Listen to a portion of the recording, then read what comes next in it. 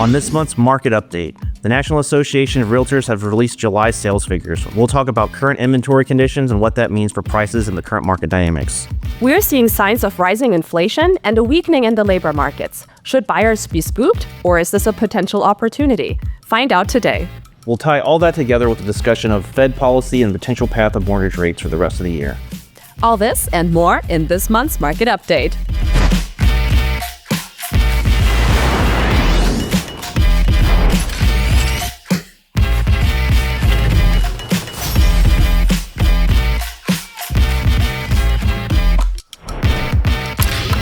Welcome to this month's market update. If you've been watching for the last couple of months and you had find the content valuable, really hope you would click like and subscribe for us. And if you know anyone else you think would benefit from this, please share it with them. Gabi, how are things going? Things are going really, really well. It was wonderful to see you, Ruben, just a couple of short weeks ago at our summer convention, Keller Williams Realty's mega camp in San Antonio. Yeah, we were just on stage with Gary, giving a market presentation. We've actually got some more up-to-date stats than what we had back in August. So let's dive in. Let's.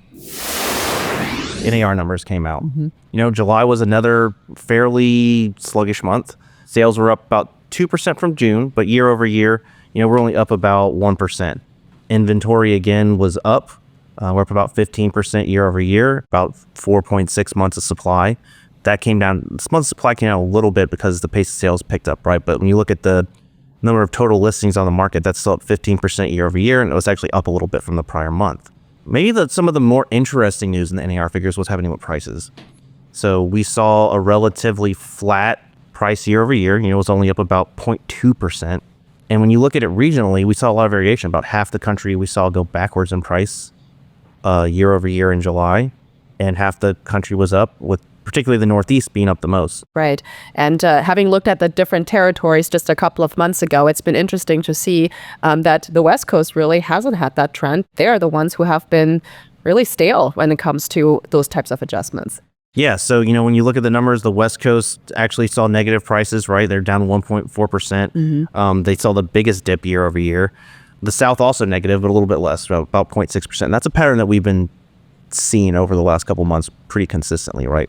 The South has just been lagging behind the rest of the country in a lot of ways. Yeah. And the word really is flat, flat, flat. I mean, across. We're seeing when we're talking about these adjustments, these are small adjustments that, we wish were different, yet they are just that, very, very small adjustments. Yeah, I mean, the bigger feel of it is like coming off the peaks, right? When you look at the peaks, you've got cities like Austin that's down almost 15% from the peak. You've got a lot of cities in Florida that are similar. The West Coast of Florida shows a lot of weakness in terms of pricing, and then Central Texas are the two worst kind of places to be in terms of from the peak. But if you look at it from, say, 2019, a lot of those places, the prices are still up 30-40%. They're if you look at it on an annual average, it's above our kind of like 4% line, right? So we're seeing kind of a correction back down toward what was more reasonable. But if you bought your house in 2023, 2024 even, these price dips feel huge, right? Like 15% off of the peak feels like a lot if you happen to buy at the peak. Yeah, absolutely. And you also mentioned some of the inventory that has moved, some of the trends that we're seeing ever so slightly. There were some buyers who took advantage of those late summer months before school started, and yet overarchingly, we're just not seeing more buyers getting into the market to scoop up the inventory that continues to rise across the territories in the U.S. Inventory's on the market longer. We're also seeing new listings haven't slowed down as much as a lot of what we see this time of the year a lot. Usually they typically peak in May, which they did this year, and then they steadily trend down. That downward trend has been less pronounced this year. So, that's part of what we're seeing is sort of this like building inventory in a lot of the markets, and particularly, again, the South, Florida, Texas. Those two states account for almost a quarter of U.S. home sales. So when you look at national statistics, Florida, Texas, California, that combination tends to have an outsized impact. And those are all states where we've seen sales slower than normal. We've seen inventory starting to accumulate. California is not quite as pronounced in terms of the amount of inventory on the market, so compared to what we're seeing in Texas and Florida. But they have seen a decline in sales. They've seen slower price growth, even negative price growth in certain markets. So that's all kind of weighing down these national figures. We've seen an interesting exception up in the Northeast corridor. We've been talking about the Northeast all year. And what are some of the changes that we're observing there? Yeah, so it's interesting, right? We've seen the Northeast kind of outpace the rest of the market for most of the year. And in a lot of markets, it still is. But when we look at it now, in aggregate, right, like on as a big chunk up there, we're seeing a little bit of a slowdown. Prices were only up 0.8% year over year, where earlier this year, we'd seen above 5% year over year increases right there. We almost 10% in some places. There's still pockets like that, but when we look at it on a whole, it's a little bit less. Sales as well is flat year over year in the Northeast. So, we're starting to see a little bit of this slowdown perpetuate through other parts of the market that had been a little bit isolated from it. The Midwest is doing a little bit better. Their prices were up about 4%, but their sales have slowed down some, right? So like their inventory conditions there are a little bit tighter. When I was looking at it earlier, a lot of markets there are still under 3 months supply.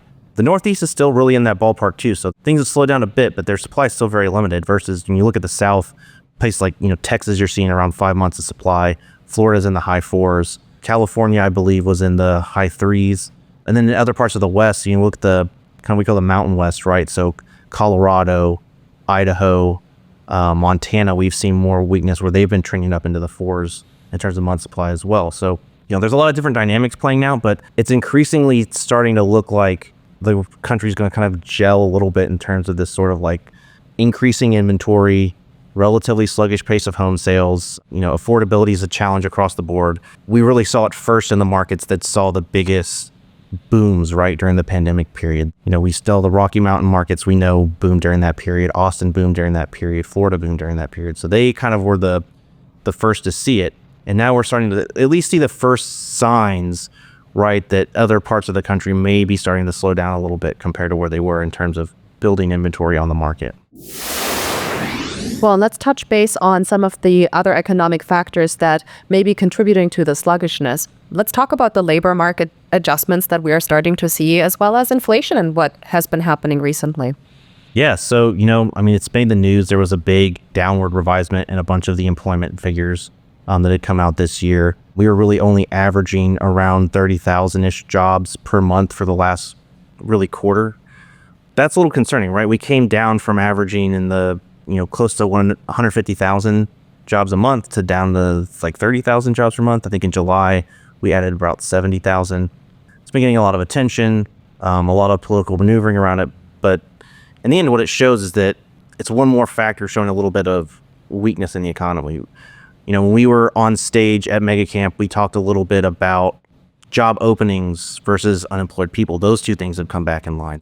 The interesting thing about this is we're on the border of having more jobs than we have people to employ. That's going to flip in a second to what? There's not enough opening jobs to employ the people who are unemployed. So we've seen the new jobs report was a little lower than they expected. So they're starting to see the early signs that there's going to be lower employment. And we talked about certainty. That's if right. I'm uncertain, do I want to take on a lot of fixed salaries right now? Yeah. What this chart's basically saying is that at some point it flips and you have more people looking for a job than there are jobs to give them. You're seeing that. We're seeing unemployment among the young trend up faster. So amongst people with both college educations and without college educations in the sort of 22 to 26 year age group, like that unemployment rate's been kind of steadily trending up over the last couple of years. That's also potentially a little bit of a bellwether of like where things are going. In the end, we're trying to watch these signs. The signs are there, right? And there's alarm bells going off a little bit in the labor market right now that things are trending in the wrong direction. When you look at it in aggregate, again, the unemployment rate's only 4.2%. That's a pretty good number. Even when you look at the total number of the unemployed population, it's really not trending up very much. You're seeing these signs in these kind of subgroups in different places where it's being impacted, but there's still time to react, right? So that's where the Fed's kind of weighing things, right? Like which thing do we need to react to first? Because as you also mentioned, inflation's a factor right now. So another thing we talked about a decent bit at Mega Camp on stage, the CPI report, right? And this is the Consumer Price Index. Yes. Right? Yeah. So inflation. So you were telling us backstage, go ahead. Yeah, so we got a new report this morning. We saw CPI hold relatively stable at 2.7%, but core CPI, where we remove prices of food and energy, moved up above 3% for the first time in quite a while. We were at 3.1%. The largest increases we saw flooring, 7% year over year, living room furniture, 7% year over year. So things that are goods like washers, dryers, refrigerators, a lot of the stuff that we put in our homes. Yeah, so a lot of home goods, particularly things that get imported, are now starting to see what we call pass-through effect, right? We see the price increases moving through the market. Okay, so it's your opinion that tariffs do eventually raise prices in some way. Yeah, it certainly seems that we're starting to see in the data now. That kind of trending in the wrong direction, it creates a challenge where it's really hard to both head off labor market weakness and head off inflation at the same time. We talked a little bit about sort of stagflation from stage as well, which is really what you get when you start seeing, that's the future we're worried about right now. I wouldn't say that's the reality of the present. It's more of a concern, right? And what that is essentially you get into a situation where inflation is going up and unemployment are going up, and they both get to elevated levels at the same time. The policy for dealing with each of those issues is to move interest rates in opposite directions for each one, right? For high inflation, we need to increase interest rates to slow down consumer spending, to slow down price increases, right? For unemployment, we need to decrease interest rates, right? Because we need to stimulate consumer spending, to stimulate the economy, get money circulating, create more jobs. So these two things are like at tension right now, right? Like they're pulling in opposite directions. The time this happened in the past, the solution in the end was that we got a Federal Reserve chairman that stepped in and said, I'm going to solve inflation.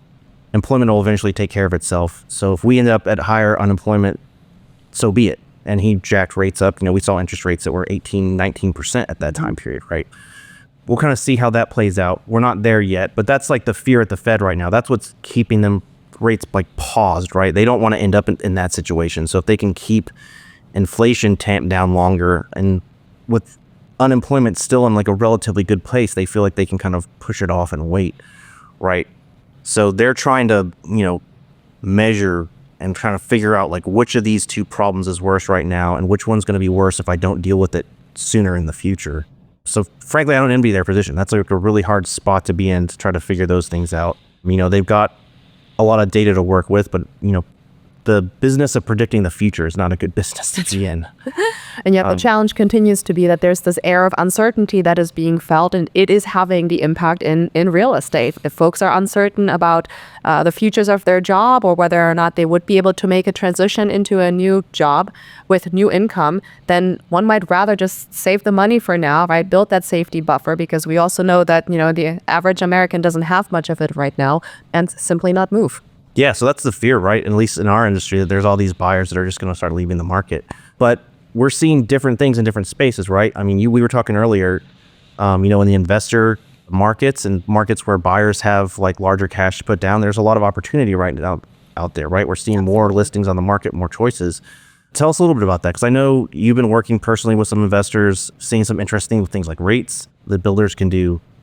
It's kind of fascinating, the opportunities out there. I feel like a lot of people aren't talking about right now. Well, and that's the tale of the other side of the story too, right, Ruben? Because while we have this inventory rising, it is a bit surprising to notice that we don't have more buyers that are coming into the market right now, whether, yes, they are those hobby investors that are buying, right, because on one hand, they may be seeing stale listings and they're able to write offers on properties that are on the MLS that have been sitting for some time. And with those who are, still motivated sellers that must make a move, that may be the first and the only offer that they have been seeing in months and months and months. So of course, it can be an opportune time, depending on where you are in the country, to be able to take advantage of it. But let's also acknowledge your average residential buyer that has had the pre-qualification letter and that has been looking for some time.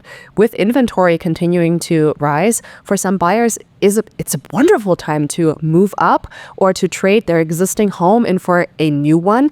We're seeing across the country that in places where builders have been building, they are sitting on inventory and they have to trade it out as well. So concessions are king right now.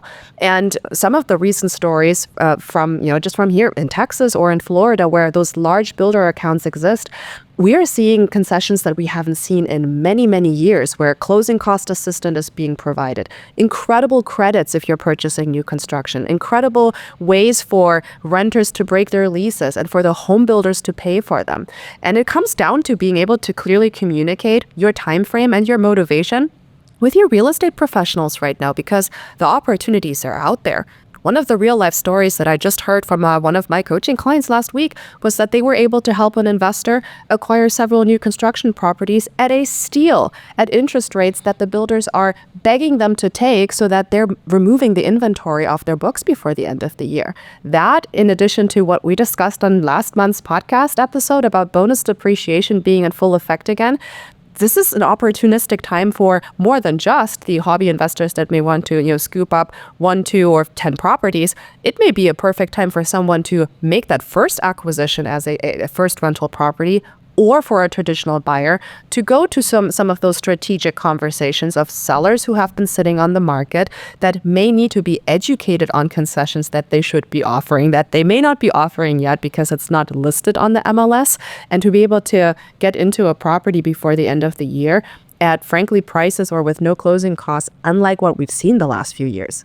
Yeah, I mean, you were telling me some of these properties are, new construction that's essentially going to cash flow once, you account for the mortgage rates they're getting from the builders on top of the depreciation, and that's, for new construction to cash flow is almost unheard of, right? Absolutely. And here, I mean, the strategy that we used to become familiar with back in the 2017, 2018 years, depending on where you are in the country, was that somebody would take that bonus depreciation and then at the next year, refund of tax monies would just take that as another down payment on another investment property. And that was a rinse and repeat cycle for some investors that helped them acquire quite a few doors. Now, certainly with affordability, being at a different level now, including investors and what cash flows and what doesn't, it's an interesting time to go back to the drawing board if you are in the acquisitions game on single family homes, because depending on where in the country, you might be able to find some decent deals again to add to your portfolio now.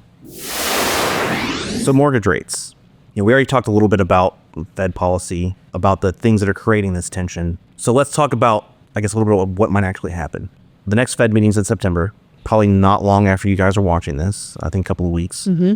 Right now, the probability we get a Fed cut in September, if I believe the last time I looked was maybe around 60%. I was looking at the Fed, kind of like the meeting notes from the last meeting that when they came out, and most of the people on the FOMC, the group of people who make the decisions about the rates, a lot of people talk about Jerome Powell, but he's one person on that board. He runs the board, right? 'Cause he's the chairman, but there's many voting members. Most of them were pretty much, we had 2 dissenters, but most of the conversation was pretty well in agreement with the idea of holding rates steady due to this risk of, potential higher inflation numbers. Since that meeting, we've had that CPI report came out after the fact, right? So they're now looking at potentially higher inflation numbers. There was another report that included things like wholesale prices on good that also showed quite a bit of inflation. So they're seeing that, but they also saw that labor market report also came out after the last Fed meeting, right? So they've got these 2 pieces of evidence pulling them in different directions. My gut says that they may hold off again just because I think that there's the consensus, or the majority opinion seem to be that the bigger risk to the economy right now is letting inflation kind of become embedded. The Fed's willing to tolerate something like a one-time jump in prices, right? So if what happened was, say, tariffs is that, everything just jumped in prices overnight by 5%, and then from then on we were at 2% inflation, that doesn't necessarily need an adjustment from interest rates to prevent it. But if what actually happens is that policy kicks off a pattern of prices increasing by 3, 4, 5% consistently over months, and it looks like it's just continuing, that's what the Fed's worried about happening. So, there's some evidence so far that maybe we're not going to see that, but it's still early on. It's still kind of unclear how prices are going to adjust to the new policy environment. And people are increasingly concerned about employment. So I think, we may see more dissent at the next meeting. We could see a decrease as well. If we do, I think it'll be 25 basis points. If we get the decrease, what does it mean, right? I think we'll probably see a little bit of a decrease in mortgage rates in that case. We're probably talking about in the maybe like 10 basis points, because a lot of this is We're talking about ever so slightly, right? We're talking about small adjustments. Right, because a lot of it's kind of priced in already, right? Like one of the reasons we've seen mortgage rates drifting down over the last month or so is because of these reports, right? And we saw mortgage rates dip on that last employment report. The reason they dipped is because that employment report implied that the Fed was going to be more likely to lower rates in the future. So a lot of these things start moving before the Fed actually makes their decisions. right? So I wouldn't expect some kind of like big jump. We won't just see a 25 basis point disconnect, like drop just when the Fed announces it, right? If you go back and look through time at what happens, rates tend to trend down ahead of the meeting rather than as a result. The only time you see disconnects is when there's surprises. Now we are getting into an environment where like surprises become increasingly likely, right? So normally we've been going into these Fed meetings with very high, 90% probability of what their decision is going to be when you look at how the market's looking at it. So we basically know what they're going to do ahead of time, right?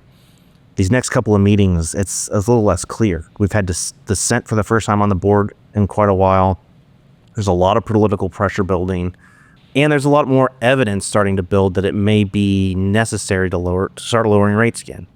So we'll see what happens. If we get a non-move from the Fed, we may see rates start drifting up a little bit. If we see the 25 basis point move down, we'll probably see them drift down a little bit. But again, what I don't think we're going to see is any substantial movement, right? We might get a little below 6.5% if we get the dip. I don't think we're going to see 6%. I don't think we're going to see below 6% off of one interest rate reduction by the Fed. What may matter more is how long it takes us to get an understanding of what the Fed's path over the next year is going to look like. And that's going to take time. We won't know that in September. Maybe by the end of the year, maybe a couple of months into next year, we'll get an idea of what inflation looks like post all these new policies. And that'll give us a better idea of the path. But that's what everyone's trying to anticipate. What does the path of monetary policy look like over the next 2 years to understand what a 10-year treasury should be worth and therefore what a mortgage rate should be worth? So long story short, right? Very long story, but we don't expect a ton of movement this year, kind of regardless of what the Fed does. A downward movement would be a move in the right direction for us in terms of helping affordability, but it's not going to happen overnight. We talked about this back in, 2024 when the Fed was lowering rates, right? It wasn't just going to be a one-to-one movement. Rates weren't going to fall overnight. They could still go up even when the Fed's lowering rates. We've seen that before. There's a lot of other things impact this. So, it's something we have to keep an eye on. It's not going to happen fast. And there's a lot of uncertainty around it right now. So again, we're anticipating mortgage rates 6.5% for the rest of the year seems ballpark likely at this point. It will be interesting to discover in our episode next month what will be happening after the Fed rate announcement. Yeah, please join us next month. We'll talk about, the Fed announcement and everything else that's going on. Absolutely. Hopefully, we're going to start discovering a little bit less sluggishness in the markets, although these things take time. So tune in next month as we start to discuss updates post the Fed meeting.